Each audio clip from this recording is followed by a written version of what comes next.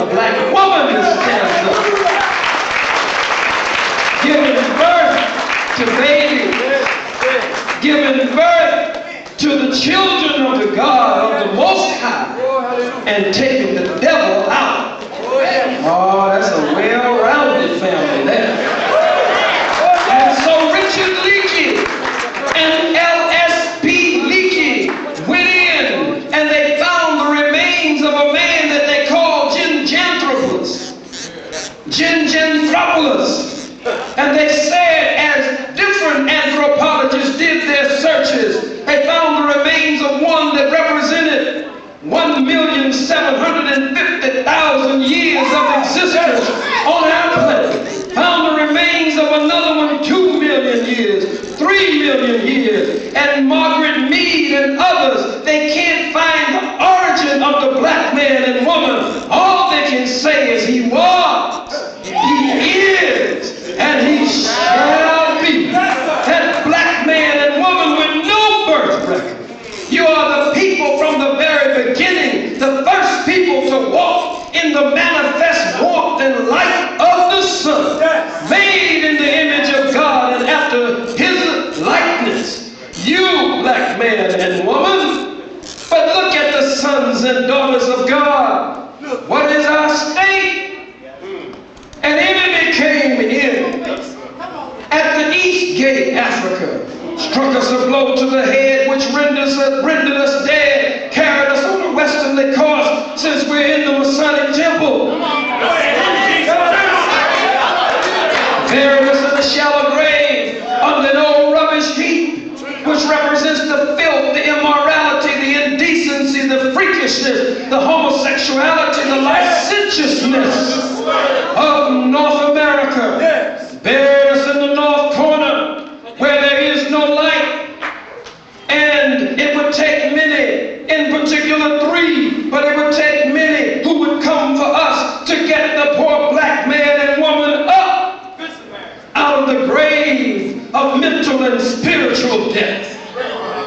Robbed us of a knowledge of self, our names, our language, our religion, our culture, our God, our folkways, our mores, our norms, and the power of our own being. And set up a system on the plantation, an imperialistic design over the whole planet, an expansionist design over the whole planet, and a wicked economic system in America where we were the human cargo for the white man. We were his #1 commodity.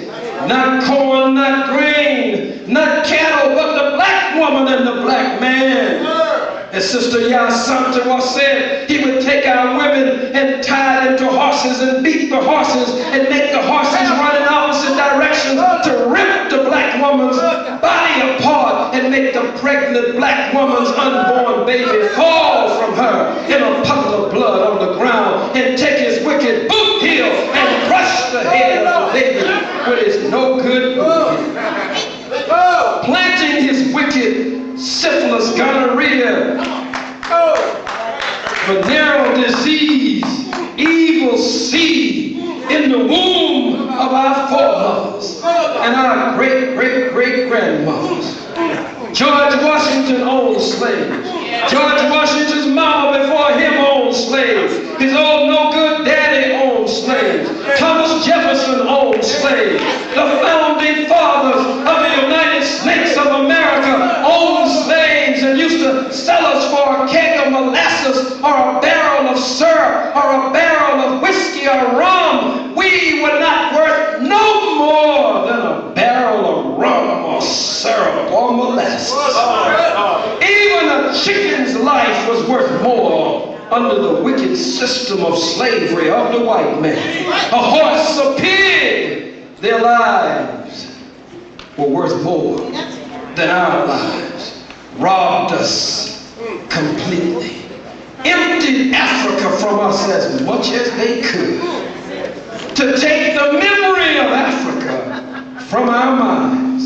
To make us afraid of a wicked, cruel slave master. And so they would punish the black women, as we mentioned earlier, so they would affect the unborn baby of other pregnant black black women who would witness this on the plantation, so the seed and the fruit of her womb would come into the world afraid of a wicked, unrighteous, devious demon and devil, the beast of the slave system of white America, the white man himself. You may want to forgive the white man today, but I cannot forgive the white man. You may want to hold hands with the white man today, but I cannot hold hands with the white man in any moment of joy. As two enemies, we may shake hands on opposite sides of the line that has been drawn in the sand.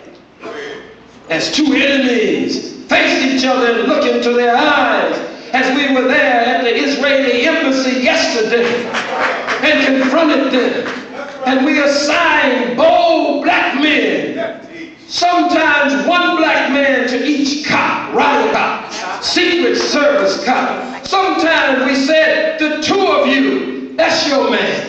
The two of you, that's your man. That's your man.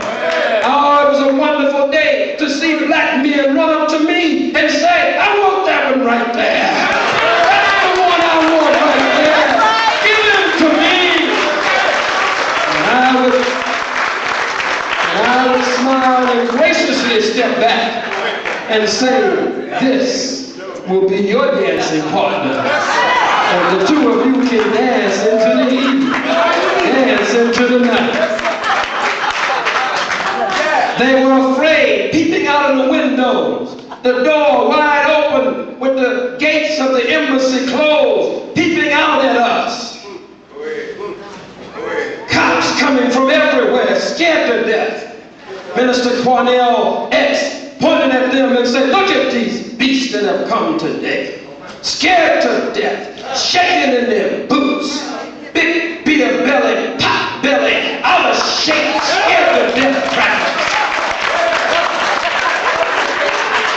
We wanted to taste their blood yesterday. There comes a time, black man and black woman, as we talk about the state of the black nation called during our temporary condition, because we know when we started as a race, robbed of everything, but that is not a permanent condition. So we are called a race only in this unnatural state, but we are perpetually called the original nation of God.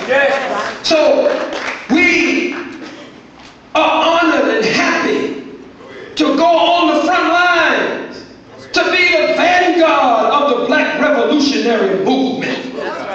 You tiptoe through the tunes with them. You sip tea and crumpets with them. And dally with